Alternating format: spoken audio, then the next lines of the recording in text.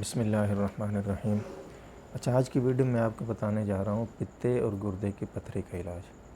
تو سب سے پہلے آپ نے کیا کرنا ہے، ایک بوتل پانی لینی ہے اور اس پر جو میں آج آپ کو بتانے جا رہا ہوں 41 مرتبہ پڑھ کر اس پر دم کرنا ہے، اور وہ پانی آپ نے اس وقت تک استعمال کرنا ہے جب تک آپ کو شفا نہ مل جائے۔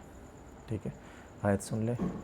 وَإِنَّ مِنَ الْحِجَارَةِ لَمَا يَتَفَجَّرُ مِنْهُ الْأَنْهَارُ وَإِنَّ مِنْهَا لَمَا يَشَّقَّقُ فَيَخْرُجُ مِنْهُ الْمَاءُ وَإِنَّ مِنْهَا لَمَا يَهْبِطُ مِنْ خَشْيَةِ اللَّهِ وَمَا اللَّهُ بِغَافِلٍ عَمَّا تَعْمَلُونَ۔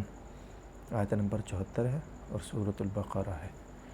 ٹھیک ہے، لیکن ایک بات کا آپ نے خیال کرنا ہے، میں نے پہلی ویڈیو میں آپ کو بتایا تھا کہ وظیفہ سے نہیں ہوتا، یقین کس پر ہو؟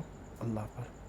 جب یقین ہوگا کہ بھئی اس وظیفے کے ذریعے سے اللہ مجھے شفا دے گا، پھر کام ہوگا۔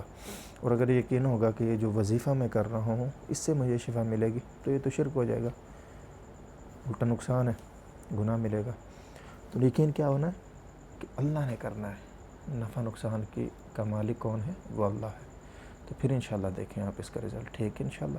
جزاک اللہ خیر۔